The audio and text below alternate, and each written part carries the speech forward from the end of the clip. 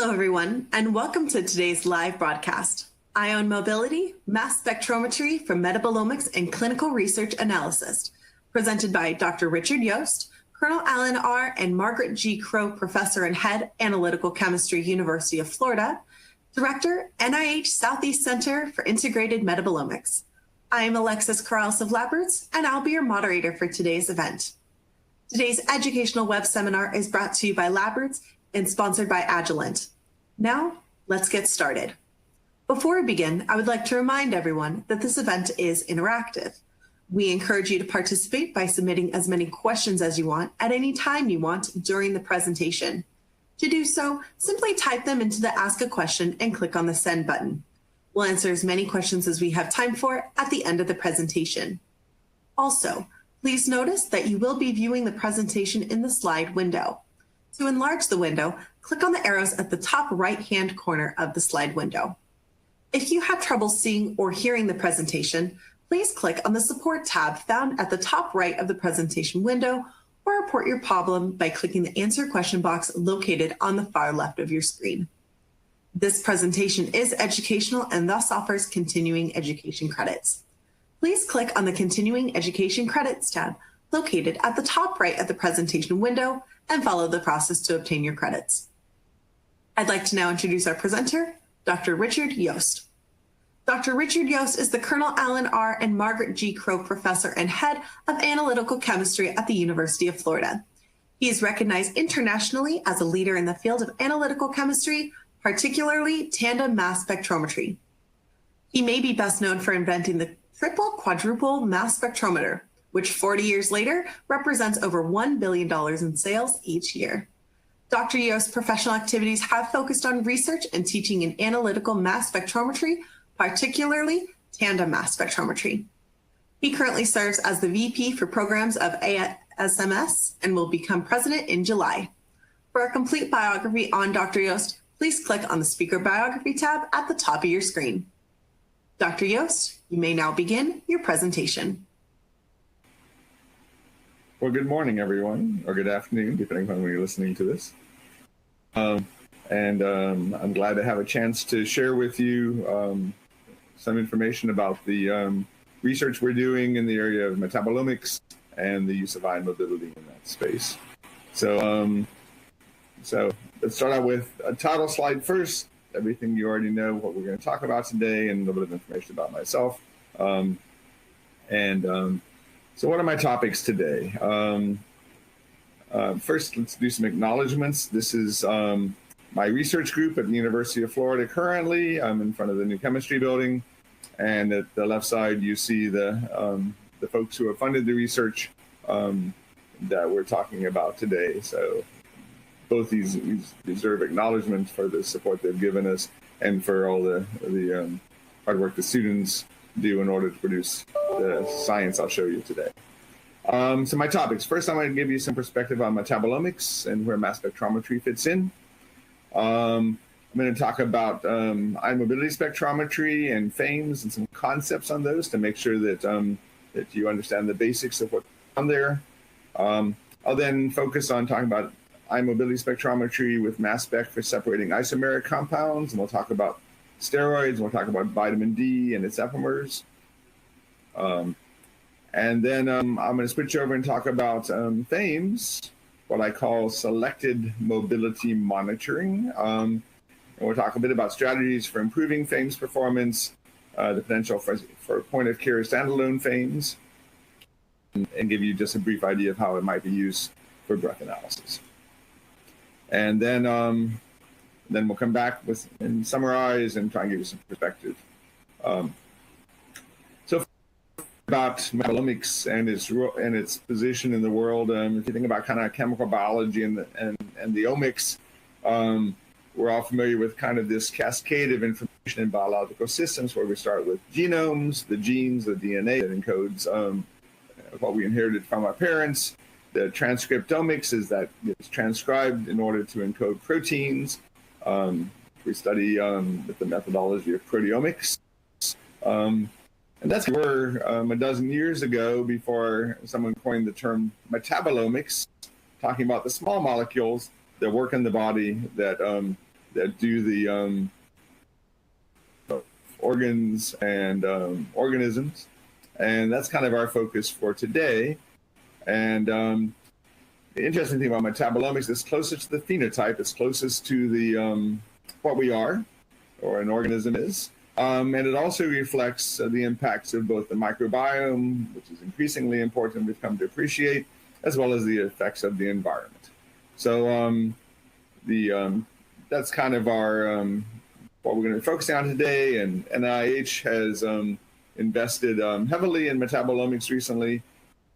Come to appreciate that metabolomics may be the most important of the omics in terms of understanding human health. And the Southeast Center for Integrated Metabolomics system that I direct is focused in that area. So metabolomics is not new, despite the fact the term is only a few years old. The urine wheel that you see here was published in 1506. And it talks about the colors and the smells and the taste of urine to diagnose disease. Kind of scary these days, but at the time that was the body fluid that was available, and using the sensory skills that humans had of color, smell, and taste. If we think about the earliest metabolomics, kind of more like the term, we think about the term metabolomics was first published in 98. I would look back to Bob Guthrie's development in 1963 of a bacterial inhibition test for PKU, for phenylketonuria, as an example of target metabolomics. That was before mass was commonly used as an analytical technique, certainly as a clinical technique. But that was looking for a very specific targeted analyte. We want to think about untargeted metabolomics. We might go 9 years later, Pauling in 1972, who did a GC analysis of 250 different compounds in human breath. And kind of the perspective for today, over 4 million newborn screenings performed annually in the United States, all by LC-MS. What an enormous impact on human health mass spectrometry has in metabolomics, just in that one area of screening. So let's talk a bit about why today we don't do things like GC by itself. We do things like LC, MS, what I would call hyphenated analytical methods. Those are the standard today. So talk about that concept of tandem or hyphenated methods. We're typically talking about doing mixture analysis, and we do this by combining in tandem complementary techniques might give us more stages of analysis. So here's kind of the concept of what happens as we increase the number of stages of analysis from 1 to 2 to 3 to 4 on the signal and the noise and the signal to noise. So if you think about it, numbers of stages of analysis, one stage of analysis here might be GC or LC or mass spectrometry, any one of those by themselves. LC mass spec would be a good example of a two-stage method. Perhaps the most common today, maybe GC mass spec is even more common still. And what happens is we go from one stage to two stages. First, note that we lose signal, inevitably putting a second mass spectrometer in front of a first one, or a chromatographic column in front of a mass spec. You lose some signal along the way that's not 100% efficient. So why would we do it? Well, the reason we do it is because it hopefully reduces the chemical noise, which ultimately limits how low we can detect and identify compounds. And so if, as you added more stages of analysis from 1 to 2 and so on, if the chemical noise goes down faster than the loss of signal, then the signal to noise, which determines detection limits and how low we can identify compounds, improves.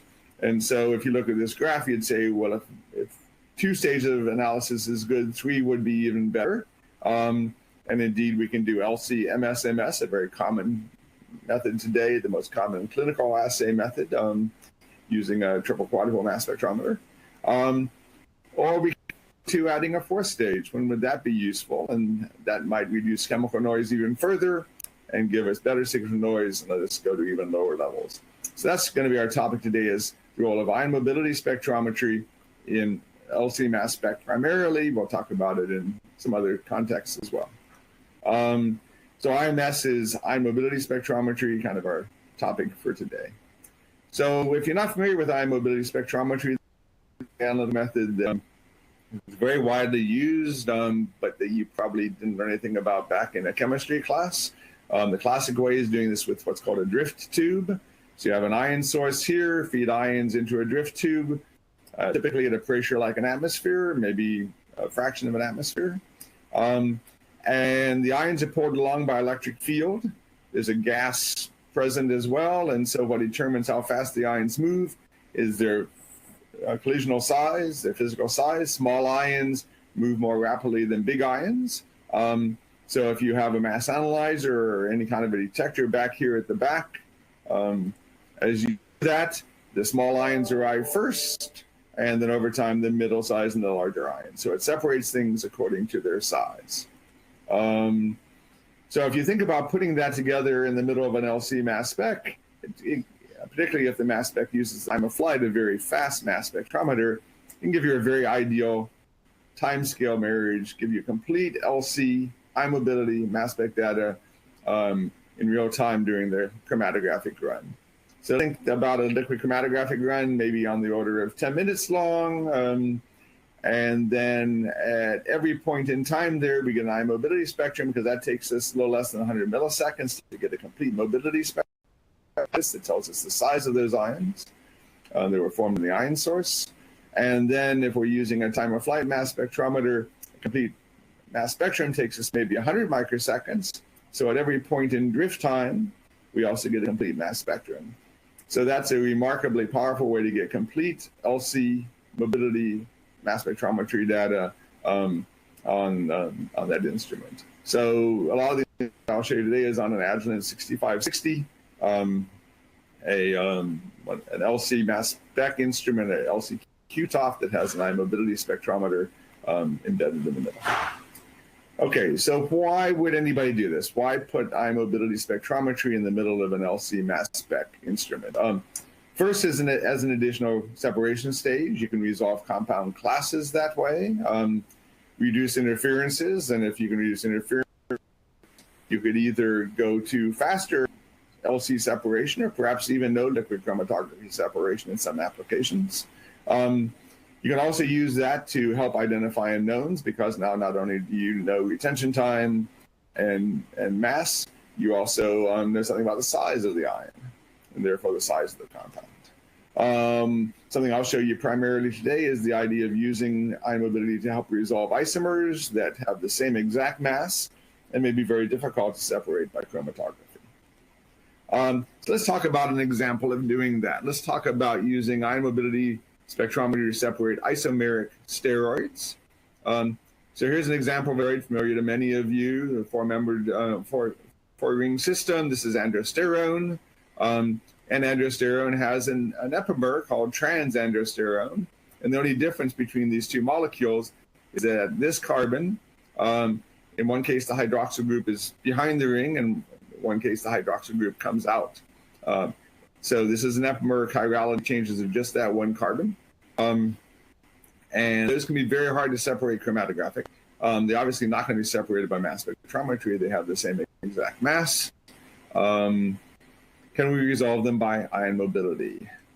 So when you do that experiment, this is now looking at drift time on the x-axis at a time around 25 milliseconds.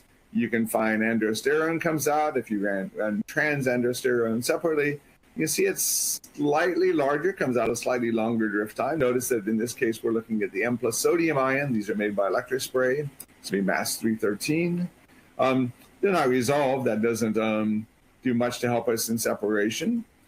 But you know, as a professor, I always prompt my students, did you try this? Did you try that? In this case, I said, what if we look at longer drift times than 25 milliseconds? What else do we see?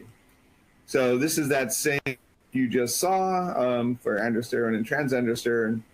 If you look out at longer drift times, you find there's two more peaks, one for androsterone, one for the trans compound, and they were totally resolved, no problem at all. So those are dimers, it turns out. So one sodium plus two molecules of either one of the steroids. And there's dramatic differences in their sizes, and they're separated by mobility. An interesting question, of course, is why would those two dimers, sodiated dimers, differ so much in mobility and therefore in size? Want to figure that out, we can go do some calculations. So we turn to our quantum theorist friends, and this is the structure they get for the dimer of androsterone with one sodium ion. It's relatively compact. And if you look at the transsterone as well, because of the hydroxyl groups, this one will not sit together as coplanar. It's a larger size, and because it's larger size, has a longer drift time and is easily separated. So that's an interesting way to separate steroids. And we're using that currently in a project funded by the World Anti-Doping Agency to look for Olympic drug testing. What if we think about more clinically important isomers than the steroids? How about vitamin D? So 25-hydroxy vitamin D3 and D2 are probably the most commonly analyzed clinical compounds these days. It depends upon how much interest there is in the popular press about being vitamin D deficient. And here we see the drift time for 25-hydroxy vitamin D2 here in purple, and D3, again, the sodiated ions of those. And they're somewhat resolved, but it really doesn't matter because they have very different masses, and therefore we can separate them easily by mass spectrometry.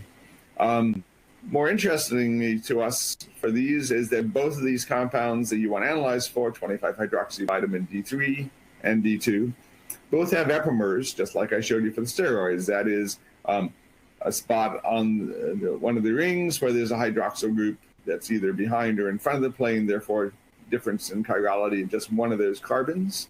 And here we can see the epimers are somewhat resolved as they're sodiated ions. But again, what if we look at longer drift times? So here's what we see for those first two peaks, around 26 or 27 milliseconds drift time.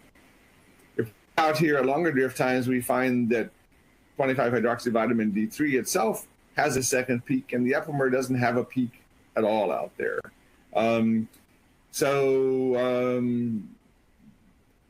What's that coming from? Looking at the, here we can see kind of the drift times calculated, the collision cross-section calculated by the software in the instrument. You can kind of see a plot of drift time versus mass to charge if you want to. Look at those as well. These collision cross-sections are too small for a dimer ion. We would expect if it was a dimer, it'd be bigger than that. But we see the same behavior for 25-hydroxy D2. So it's not just D3. So what is that second peak? So again, after you scratch your head a little bit, you can talk to your theoretician friends and ask them to do some molecular modeling. And when they do, this is what we see. So this is 25-hydroxy D3, gives you the two peaks. This first peak, the smaller, is a closed conformation where the two hydroxyls on vitamin D associated with the one sodium ion. And by wrapping around the sodium ion, we get a smaller structure, a smaller drift time. The second peak for D3 is an open conformation where the sodium is associated with just one hydroxyl, and we know which one it is by modeling. And so in this case, for 25-hydroxy D3, we see two peaks, both N plus sodiums, just two different conformations. We can also calculate the difference in energy between the two. Why do we see both conformations? And it turns out it's about a 2 kcal per mole difference between the closed and open conformation. Low enough energy, we see them both. If we look, on the other hand, at the epimer, it forms a conformation too, but we don't see any open conformation peak. That peak is missing. And if we do the calculation, it turns out it's about 8 kcals per mole to go to the open conformation for the error, just based on orientation of those hydroxyl groups. So we don't see the open conformation. So the cool thing then clinically is that we can look at both the epimer and 25-hydroxy-D3, but by looking at the shorter drift time, you can see E3 all by itself with no interference by looking out here at the longer drift time at this open conformation. So these are reasonably high concentrations in order to do the preliminary experiments, can we do this at clinically relevant concentrations? So here we are at 80 nanograms per mil. That would be a very reasonable concentration range to expect for a clinical assay. We still, for 25-hydroxy D3, see the closed and the open conformation, and the apomer is still missing its open conformation. So indeed, we should have no problem to see both of them even at low concentrations. And we quantitate 25-hydroxy based upon this unique open conformation peak here that has no interference. And so here you see a calibration curve for doing that. The blue dots are calibrators. The red plasma are red squares are plasma QC samples. And R squared 0.9994. So good linearity, precision 1 to 5%. Limited 5 nanograms per mil down here. So certainly low enough to do the clinical assay this way and be able to resolve the apomer from 25D3. Currently, it's a 2-minute LC separation, significantly faster than anybody else can do this and still separate the apomer. Our long-term goal is to do this in 10 seconds. Obviously, no liquid chromatography in that time scale, and use other ways in that kind of tandem hyphenated methods we've talked about, other ways of doing some cleanup in the front to complement ion mobility, which is also cleaning up the samples for us. Okay, now I want to kind of switch gears. I want to talk about a different kind of ion mobility. I want to talk about FAIMS. And first, let me point out why FAIMS I think is interested. I think it's interesting. I think it's interesting for targeted analysis. Most of us think about doing targeted quantitation by LC-MS using a triple quadrupole mass spec, doing what's called selected reaction monitoring, picking one parent ion or precursor ion, fragment looking at just one of its daughter or product ions, selected reaction monitoring. Well, I want to get across the concept of selected mobility monitoring, where we just look at one mobility while we're looking at one parent and one daughter ion. I think this is very attractive for targeted quantitation. So let's talk about that. So LC again, maybe you're not even doing LC in this case, but if you are, say 0 to 10 minutes. FAIMS take no time, it's pretty much instantaneous. So you can pick a peak at a given mobility here, as you see. And then when you do on the back selected reaction monitoring with the triple quad, you're going to pick one parent going to one daughter. So basically at every point in time in the chromatographic run, you pick one mobility, one parent, one daughter, very much a targeted analysis. So now let's talk a bit about how FAIMS works so you have some appreciation of that. So here's kind of a classic image of a drift tube ion mobility spectrometer. This is the kind that's used at airports for checking for explosives. So in comes your sample, you ionize the ions here, trap them behind a grid, and then pulse them as an air pulse into a drift tube, and they drift down the way. As we talked about earlier, the small ones arrive first, the bigger ones arrive later. They can arrive here either at a detector or go onto a mass spectrometer. So that's IMS. Now let's talk about what FAIMS is all about. So FAIMS, we start out with ions from ion source as well. Move them between two electrodes, pair electrodes shown here. And the gas flow moves them along, unlike in the top case where they were moving by an electric field. And we apply an electric field between these two electrodes, and that makes these ions go up and down and up and down. Let's talk a bit about the concepts of how FAIMS differs from ion mobility spectrometry and how it's similar. So first, FAIMS is similar to conventional drift tube ion mobility in ways. Typically operate at atmospheric pressure and at room temperature, although sometimes we vary either the pressure or the temperature to optimize performance. Both separate ions based upon their mobility as they move through a gas. Both use an electric field to move those ions through the gas. But FAIMS is different in many ways than conventional drift tube ion mobility that we've talked about up to now. First, it uses much higher electric fields, and this is the fundamental difference, why it behaves differently. Typically on the range of maybe 20,000 volts per centimeter versus in a drift tube, perhaps 200 volts per centimeter. So that's 100 times higher electric field. And ions behave very differently under that high field, as I'll show you.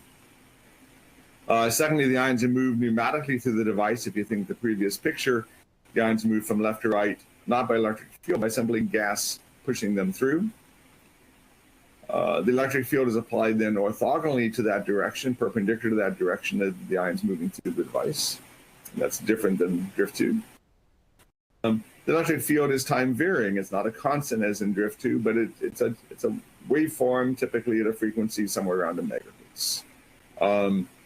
Finally, FAIMS separates a continuum of ions rather than pulse packets of ions. So if you're thinking at a mass spectrometer for analogy, FAIMS device is kind of like a quadrupole mass filter. It passes ions of a given mass, in this case of a given mobility, through continuously until you change the settings.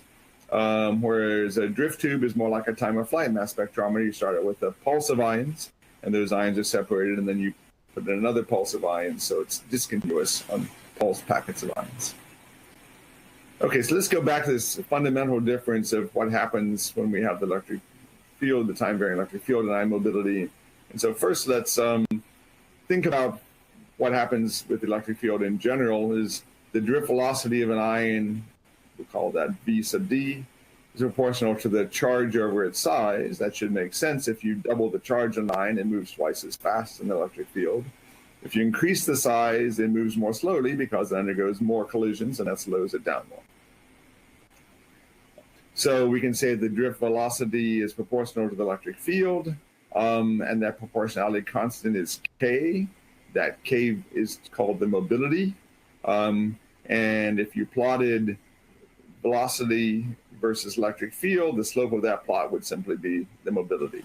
So we're going to degraph that. So here's ion velocity on the y-axis. Here is electric field on the x-axis, and the slope of that plot is the mobility K. Turns out that a low field, a couple hundred volts per centimeter, that behavior is linear. You double the voltage, the ions move twice as fast. You double the voltage again, move twice as fast again, as you might expect from first principles. But if we go to high field, it is no longer linear, and let's look at that behavior. So here's kind of the effect of that high electric field on K. When we go out to high field, so here we're plotted out to 10,000 volts per centimeter. K becomes a function of the electric field, is also compound dependent.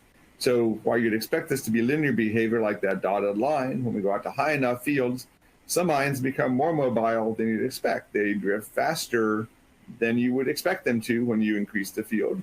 Those we call type A ions. We'll come back to why in a moment. Some ions go the other way. As you go to higher field, they slow down compared to what you'd expect them to be, and they deviate down from that linear behavior. Those are type C ions. We can plot, most people don't show this graph because these differences are relatively small from linear behavior. Instead, they plot it this way so you can see that difference. They plot the change in K with E.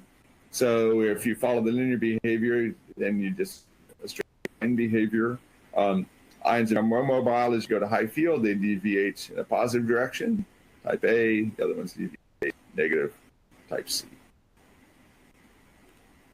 So we can actually look at the electric field that's used in this case and see how that works. So this is that waveform that's applied between the two electrodes. It's simply the sum of two sines, one at twice the frequency of the other.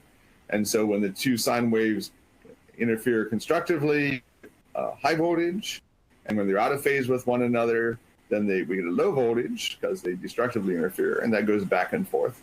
So we alternate between a high field and a low field, and a high field and a low field. So if we go back to that mobility plot and think where we are, at the low field, we're in linear mode here where this orange dot is. And then half an hour cycle later, half a microsecond or a microsecond later, we're now out at high field where the green dots are. And now the mobility is gone up or gone down. And that's the basis on which we can separate ions at high field. So this alternation of this asymmetrical waveform between high and low field results in ion, and therefore ion temperatures, which vary on that microsecond time scale. And so lots of things can vary on that microsecond time scale. The geometry of the ion, the stoichiometry, whether you have monomers or dimers, things like clustering together, and this ion molecular interactions may change, and that may be the reason for these differences in linear behavior. Most low mass ions below a few hundred mass units are type A ions. When you move them faster, they become more mobile.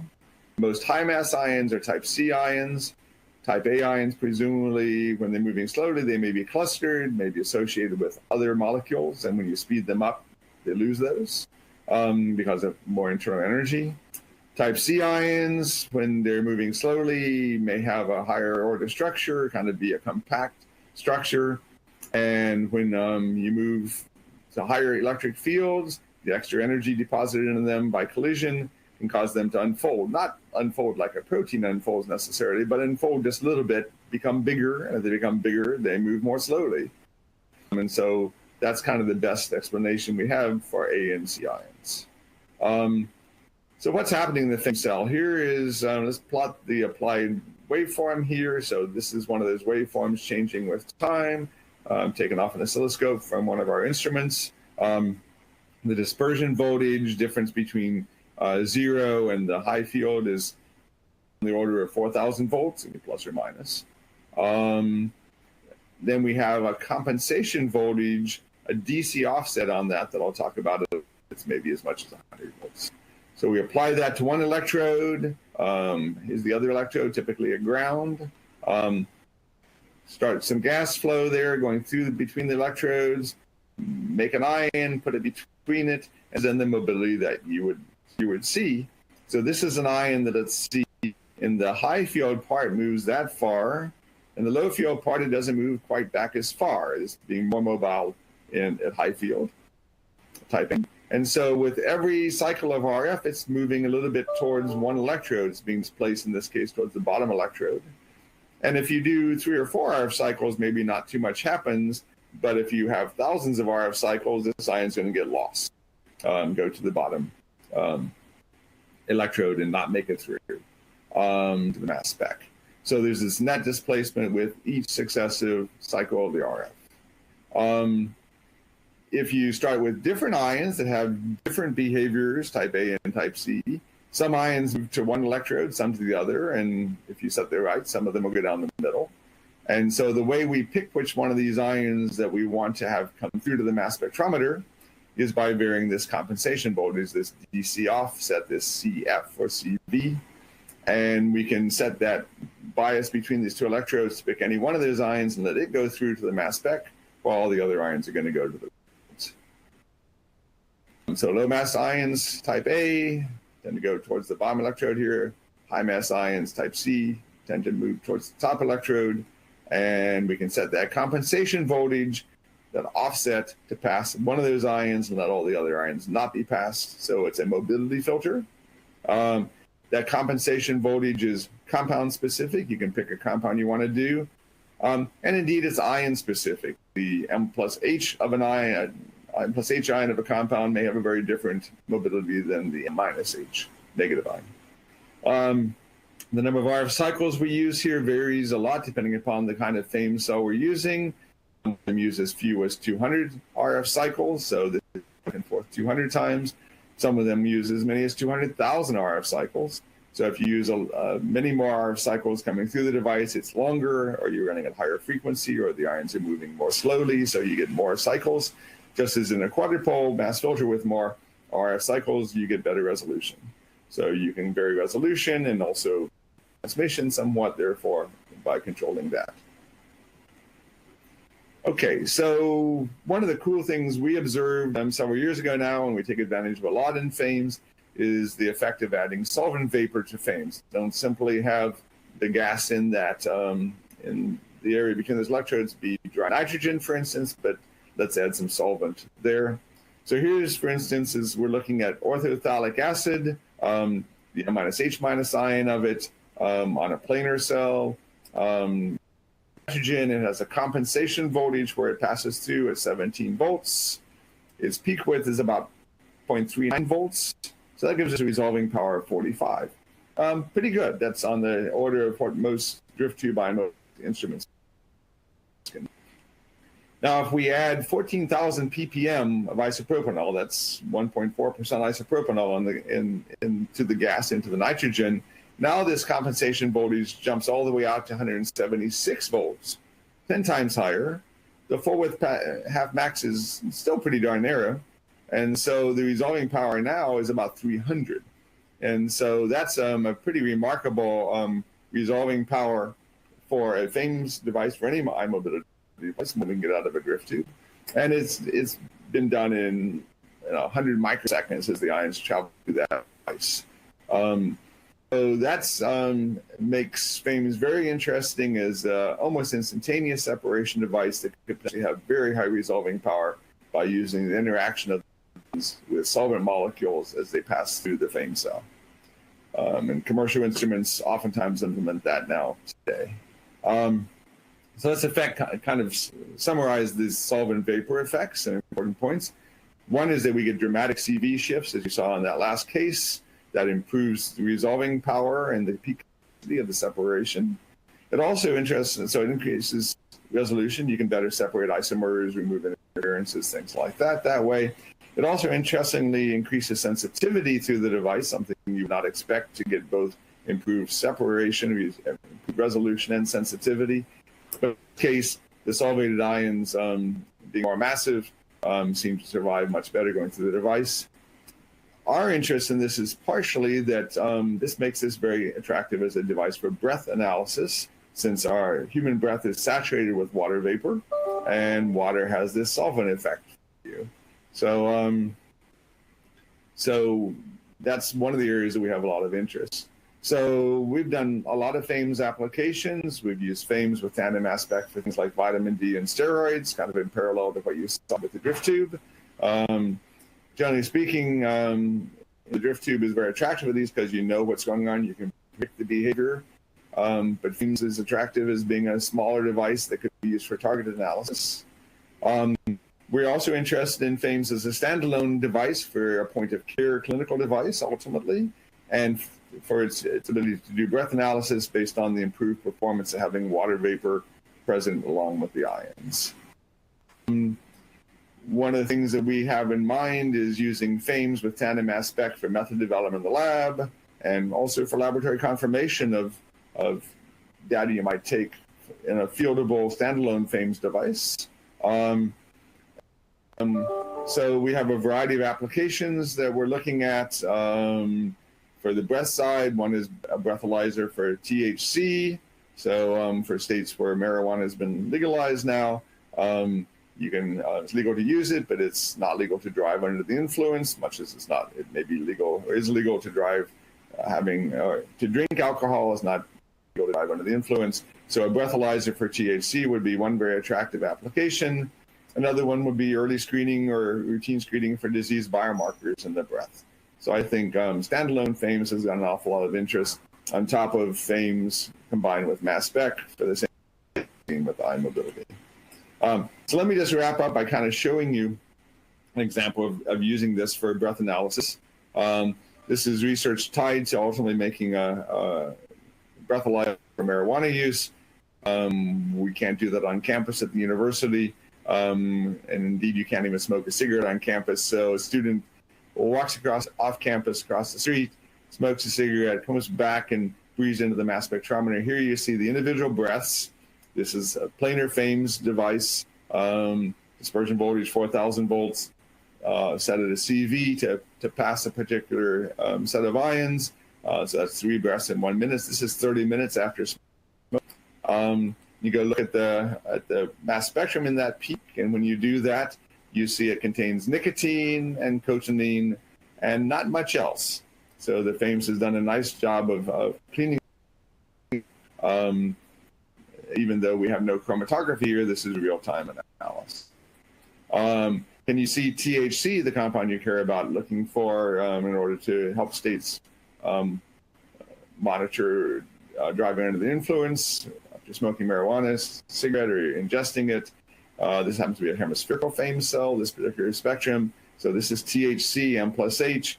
This is a FAIMS spectrum looking at compensation voltage, and here you see THC appears here, cannabinoid methyl at a different FAIMS value.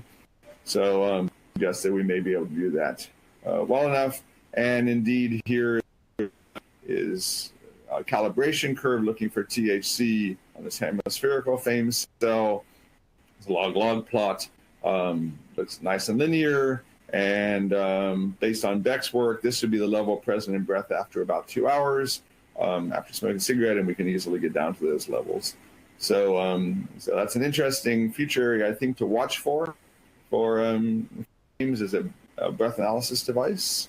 You can also think about, as I mentioned before, looking at biomarkers. This is a standalone FAIMS device looking at various VOCs, volatile organic compounds in the breath related to liver cirrhosis.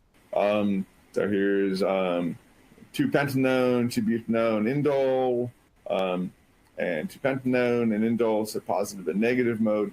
And so it's interesting to think about what we could do using this as a standalone device for screening for disease. So let me try and give you a summary then of the things we've talked about today. Both drift tube eye mobility and FAIMS, as well as other ways of doing eye mobility, like traveling wave eye mobility or trapped eye mobility, I think are very promising for metabolomics and for clinical analysis. Eye mobility, particularly interesting for separating isomeric compounds, also useful for cleaning up spectra for doing LC mass spec. I think FAIMS is most interesting to me as a selected mobility monitoring device, a targeted device, things like breath analysis, the potential for having point-of-care standalone FAIMS devices that we could easily imagine would be the size of a cell phone, not the size of a mass spectrometer. Finally, if you're interested in learning more about this, we published a review in 2016 on eye mobility spectrometry and clinical analysis in the Journal of Clinical Chemistry, so you might want to look that up and see what the state of the art is in that area. So finally, let me thank you for your attention and see if there's any questions. Thank you, Dr. Yost, for your informative presentation. We will now start the live Q&A portion of the webinar. If you have a question you'd like to ask, please do so now. Just click on the Ask a Question box located on the far left of your screen, and we'll answer as many questions as we have time for. So let's get started. Our first question is, in addition to drift tube IMS and FAIMS, are there other ion mobility techniques that could be useful in metabolomics and clinical studies? So our experience in our own laboratory has all been with either drift tube or FAIMS, but there are two other versions of eye mobility that are more similar to drift tube than FAIMS that are commercially available as well. So one of those would be traveling waveform mobility spectrometry that's available from Waters, and trapped ion mobility, which has recently been introduced by Bruker. Classic drift tube eye mobility available from Agilent, that I showed you at the beginning of the talk here. And FAIMS is available from several places. Thermo sells that, SciEx, and also Alstone. So most of the FAIMS that I showed you was on home-built instruments here, but those have been commercialized as well. Our next question is, for separation of vitamin D from its epimer, you showed that drift tube IMS would work. How about FAIMS? We have done FAIMS for separating vitamin D from its epimer, and we've also, and other people have done that as well.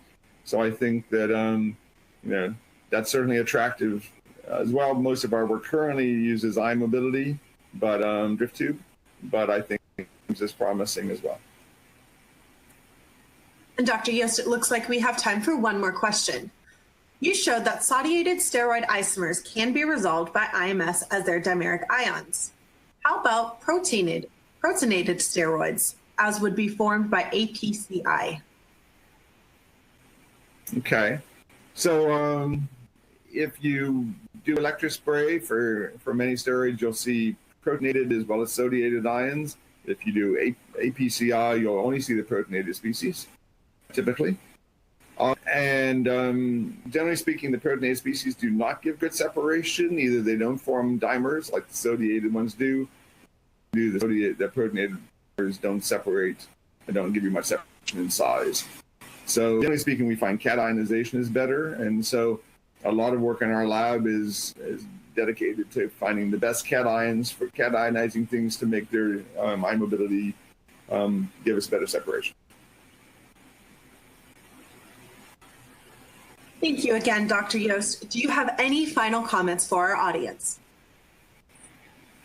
Encourage everyone out there to think how ion mobility spectrometry can help them do better analytical chemistry, better metabolomics, and better clinical analysis. And I think the good news is there's a lot of commercial instruments out there now that you can go try and see how help you do either better analysis or faster analysis and solve cool problems. Before we go, I'd like to thank the audience for joining us today and for their interesting questions. Just a reminder, any questions we did not have time for today will be addressed by the speaker via the contact information that you provided at the time of registration. We would like to thank LabRoots and our sponsor, Agilent, for underwriting today's educational webcast. This webcast can be viewed on demand through October of 2018. LabRoots will alert you via email when it's available for replay, and we encourage you to share that email with your colleagues who may have missed today's live event. Until next time, goodbye.